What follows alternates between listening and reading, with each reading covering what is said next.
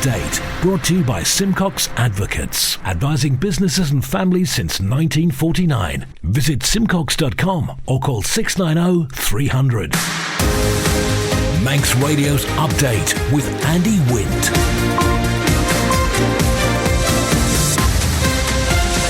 Faster my good evening, it's 5:30. This is Update for Monday 21st of August 2023 from Manx Radio. 30 minutes to look at the latest news on the Isle of Man. A background to that news was sport, business, Sea Watch, travel updates and the newsmakers in person. This evening, tributes to the MGP racer who died on day one, maladministration by a local authority after a staff member was dismissed, consultation over same-sex parent legislation, Ramsey South Prom will get a changing shelter, and Manx companies own over 10,000 properties across. Man Benham for all your business and legal needs. First of all, at 29 minutes ahead of 6 o'clock, the Update News headlines. Faster my Lewis Foster. Faster my. Manx Grand Prix rider Gary Vines has been described as a skilled and stylish racer who was well loved and a respected member of the paddock. The 33-year-old was killed during yesterday's qualifying session after an incident at Balagary in the opening lap. A reporter is calling for a change of mindset at the top of the Isle of Man government after having to wait more than 3 months for a response to a series of Freedom of Information requests. Paul Moulton from Isle of Man TV submitted requests relating to former medical director Dr. Rosalind Ranson and government preparations for the COVID pandemic in May. The response was published earlier this month. And a complete overhaul of Manx laws on rights for same-sex parents is on the cards as a consultation is now open. LegCo member Tanya August Hansen is behind the bill and says the reforms are long overdue. In the latest international news, Lucy Letby's been told she has no remorse by the judge who handed her a whole life sentence for murder. She refused to appear in court to face the families of the 7 babies she killed while working as a nurse in Chester.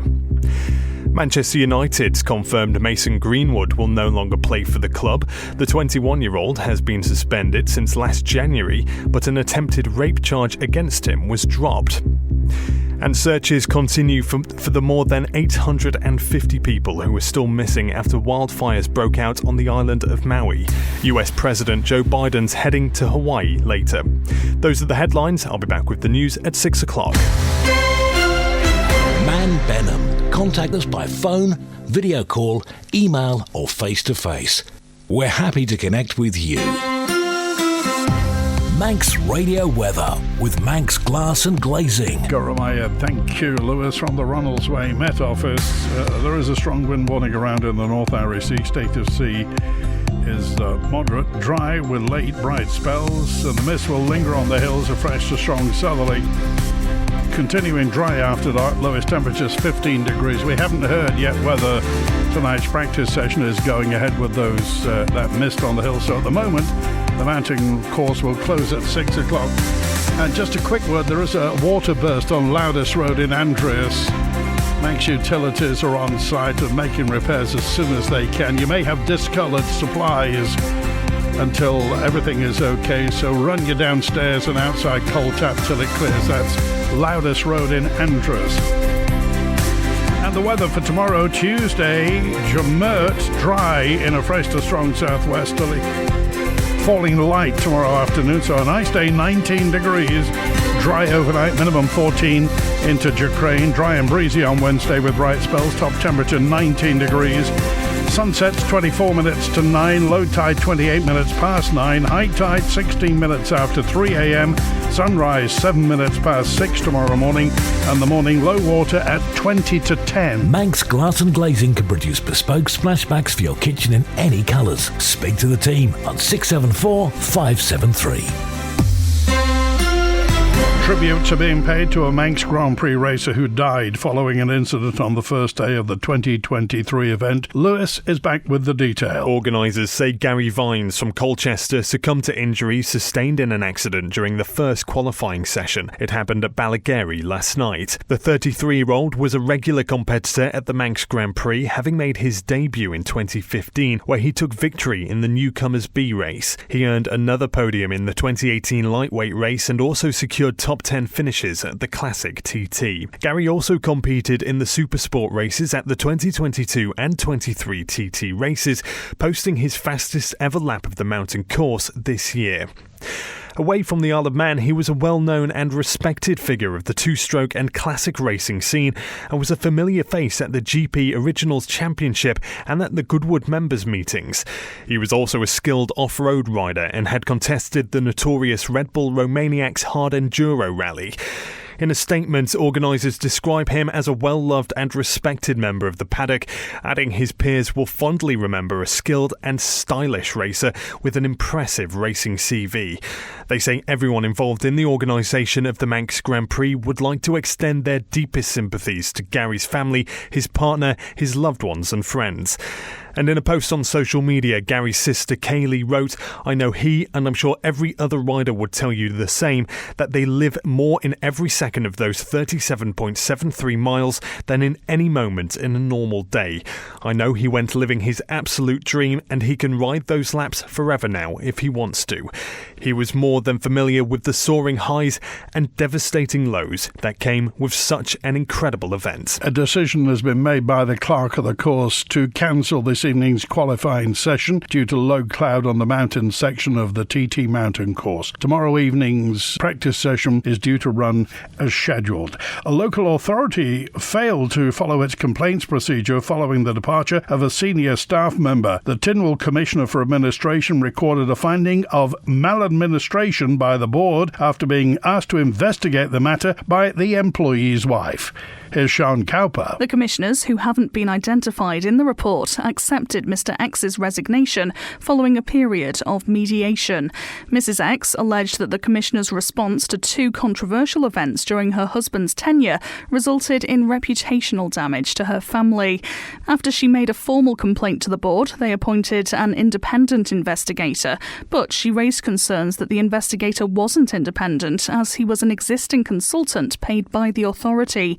Despite the independent investigator compiling a report in January 2020, Mrs X didn't receive a copy until July 2020, which included inconsistent redactions. The Tynwald Commissioner investigated a number of issues surrounding the case, including the alleged reading of a libellous poem at the Commissioner's Christmas party, which one Commissioner also posted to Facebook. Ms Mayne Thompson found the Commissioner would have been aware that there was a non-disclosure agreement between Mr X and the authority, and that posting in this way was an error of judgment, but not a board decision. Therefore, this was not an act of maladministration. However, she did find the independent investigator failed to pay due regard to the principles of perceived bias, and that the commissioners failed to discuss with the investigator how the report should be structured to avoid redaction. Ms Mayne Thompson says these flaws led to the investigation being inadvertently tainted by procedural unfairness, amounting to maladministration. Ms Mayne Thompson's report also raises concerns that the commissioners did not evidence the 7 principles of public life, also known as the Nolan Principles, and that they may still not be fully understood by all authorities or embedded in the culture. Update brought to you by Simcox Advocates. 21 minutes before 6 this Monday evening on the Isle of Man. Companies on the island own more than 10,000 properties in England and Wales worth almost £4.5 billion. That's according to research commissioned by the UK-based Stripe Property Group. That story from Simon Richardson. The research has been published in the web-based magazine Landlord Today. In total, it's claimed that more than 80,000 homes across England and Wales are registered to companies in offshore islands, referred to by the magazine as tax havens. The Isle of Man sits fourth in the table, just behind Guernsey, but ahead of Luxembourg, Singapore and Hong Kong. Meanwhile, Cayman Islands companies are currently the most active when it comes to buying property in England and Wales, with a jump of 4.8% or 66 properties in the last 12 months. Stripe Group Managing Director James Forrester says that while such practices are legal, you would think the provision of housing stock for the domestic population would be the UK government's first priority, and they would curb the ability for such practices to take place. Feedback is being sought on proposals for a complete overhaul of Manx legislation on rights for same-sex parents. A public consultation's opened on Legislative Council member Tanya August Hanson's bill, which will bring Manx laws into line with UK legislation and give same-sex parents the same rights as heterosexual couples. Here's Tanya August Hansen. We have new modern family setups. We can't ignore that. We need to bring everybody into the fold, be inclusive, and try and update our legislation wherever we can with that equality in mind. And there is still some degree of inequality as well between mothers and fathers as well in our legislation that have been updated elsewhere, which we're looking to, well, in the UK, which we're looking to sort of create that parity now as well. I mean, it's not just necessarily about all of that either. It's also about surrogacy provisions as well. So the surrogacy provisions in Part 9 of that same Children and Young Persons Act that we have are based on the provisions in the UK Surrogacy Arrangements Act 1985 of Parliament, so the year that I was born, which have for the most part not really changed too much, but it's proposed to basically sort of restate and make a minor update, particularly to the existing text. But also the UK Law Commission have just developed a new bill as well for surrogacy. So that's UK primary legislation that would need to be agreed. It's not yet been agreed. It's not yet gone through that Parliament in England to sort of implement the Law Commission proposals. And we can't do that until they've done what they need to do. So there are some pretty major themes actually suggested regarding surrogacy there from the UK Law Commission. And that sort of includes establishment of a regulator, the development of a new pathway, creation of a national register, and practical things. Sea Watch with the Isle of Man Steam Packet Company. The motor vessel Manxman left Heysham at 2:25. She'll be into Douglas Harbour in the next 10-15 minutes or so, and on the link span shortly after 6 o'clock. Departing this evening from Douglas, Ben McCree leaves at 8:15 over to Heysham just before midnight, and departing at 2:15 tomorrow morning back to Douglas at 6 tomorrow morning. The high-speed craft Manannan left Douglas at 12 minutes to 4. She'll be into Liverpool in a little less than an hour's time, and on the link span about 25 to 7. Departing Liverpool at 8:30. So she'll be back to Douglas at 11:15 tonight. Tomorrow morning's departures: Manannan leaves Douglas at 7:15 for Liverpool, and the Manxman leaves Douglas at 8:45 for Heysham. Follow the Steam Packet on Twitter for the latest sailing information. A changing shelter for sea swimmers and beachgoers is due to open on Ramsey's South Promenade next month. Commissioners have been working with local swimming groups and charities to create a facility. Here's Steve Kelly, lead member for Works and Development. It's going to be one changing facility, nothing like the plans that were put forward for the North Beach, which was for beach huts. This is going to be one changing facility. It's coming on great. The group of people involved in getting this off the ground, we've been having meetings with them, we've had meetings with harbours, we've been in touch with DOI, all the people necessary. It's going great. We didn't need planning permission, so DOI have agreed to that. There's a couple of other things we need to do, which is take away a curb for disabled people. That needs looking into. But I'd just like to say that the Queen's Pier, the restoration of the Queen's Pier, they've been absolutely fantastic. They've actually given us the reclaimed timber off the pier, which we're going to use as the cladding round the main changing area. We've allowed so much in the budget for this. The good news is we are under budget, which is fantastic. The group of organisers have also now had a sponsor who have decided they'd like to come in on board with this. The more sponsors the merrier. If we could get more people involved, we could maybe look at more than just a beach hut down there. Maybe we could look at picnic areas and things like that. Something that Ramsey is totally missing at the end of the day. We need something more on the beach for keeping them down there and be able to sit and have a picnic and whatever. It was the swimming group that came to us about it, actually. They go every day, even in the winter they're down there. And, you know, in the winter where it's -2 degrees and you're absolutely freezing and you've got nowhere to change, yeah, it was a bit of an eye-opener, actually. Manx Radio Business Briefing. At 16 minutes before 6, in corporate news, house builder Crest Nicholson tumbled as it lowered annual profit forecasts after after a worsening of the housing market in the UK amid rising inflation and interest rate rises. The company said it expected annual profits to be around £50 million in a challenging market, down from forecasts of £73 million, but predicted a fall in interest and inflation rates over the medium term. And for a full daily market report, go to ramseycrookall.com. Just when you thought it was safe to go back in the gas market, the prospect of a strike at an LNG plant in Western Australia has pushed wholesale gas prices up in Europe.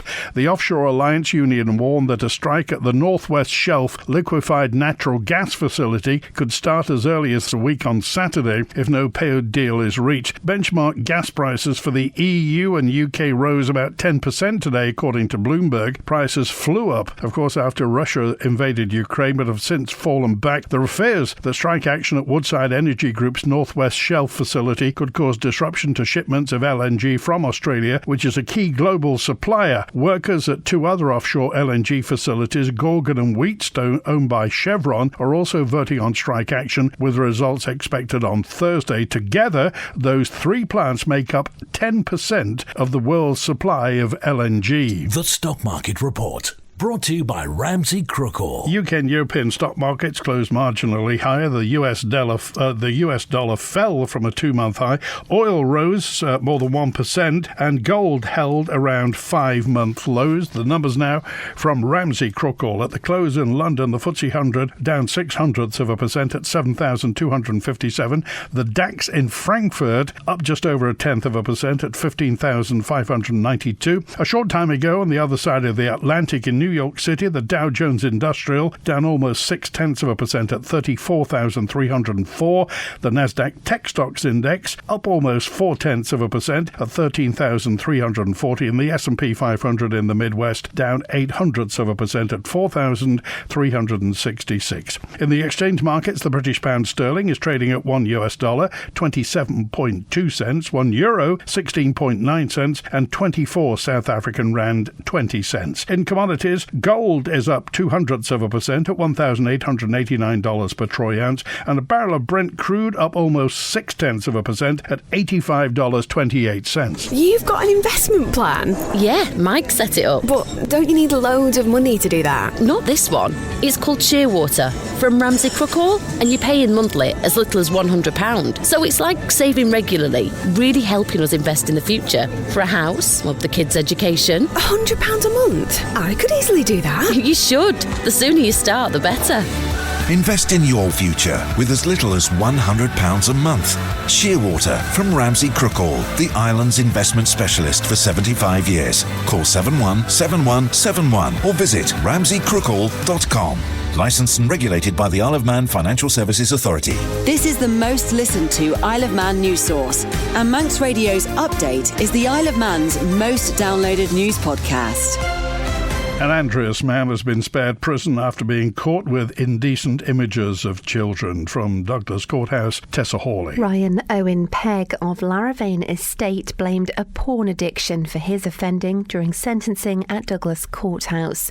The 31-year-old had previously admitted 6 offences of possessing 59 still images and 1 video between the 1st of January 2018 and the 26th of January 2023.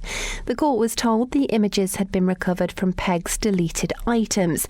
28 were at level 1 on the Copine scale, the system police used to categorise indecent material.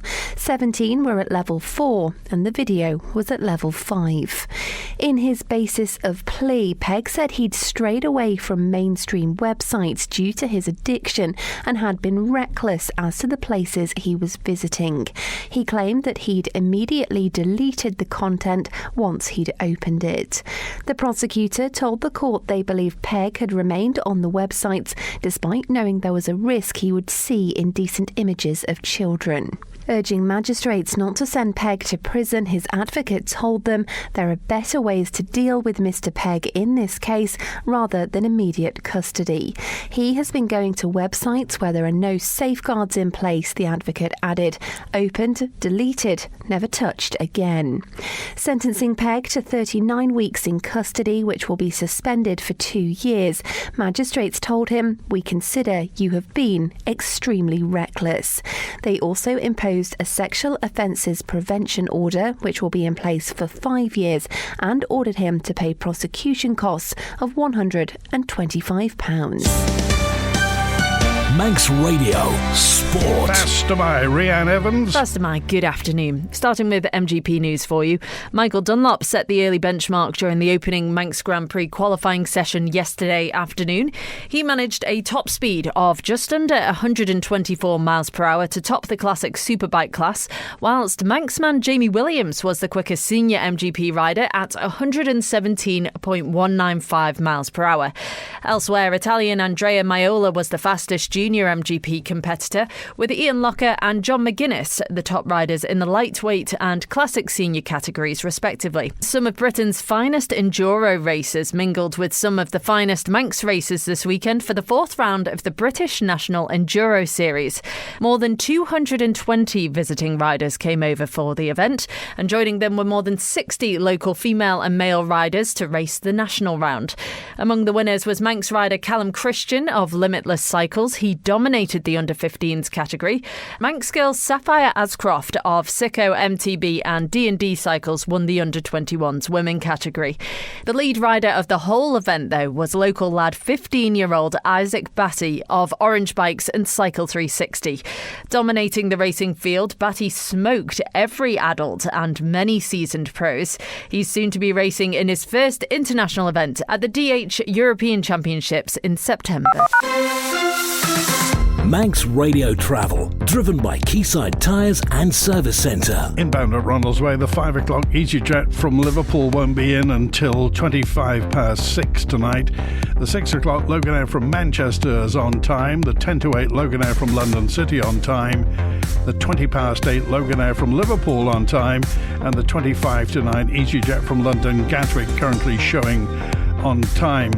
So outbound, the 5:30 EasyJet to Liverpool won't be going out until 5 to 7 this evening. Then it's the 6:25 Loganair to Liverpool is on time. The 9:05 EasyJet back to London Gatwick on time. So no practice tonight because of fog on the mountain. So the MGP practice is cancelled tonight. East Quay and Peel is closed between the House of Manannan and the road bridge. They're working on the road and pavements.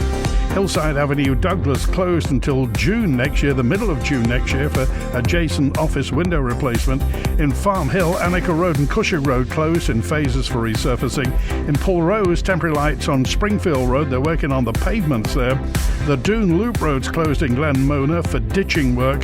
Temporary lights on Harbour Road Onchan at the Fairway Junction. They're replacing gas mains there. In Mackall, Dreamskerry Road's closed between Jacks Lane and Dreamskerry Hill. They're replacing a telegraph pole. And in Port Erin, temporary lights on Church Road near Southlands for gas main work. H&Hmotorcycles.im for all your motorcycle requirements. Southgate Industrial Estate, opposite Quayside Tyres. Call 665646.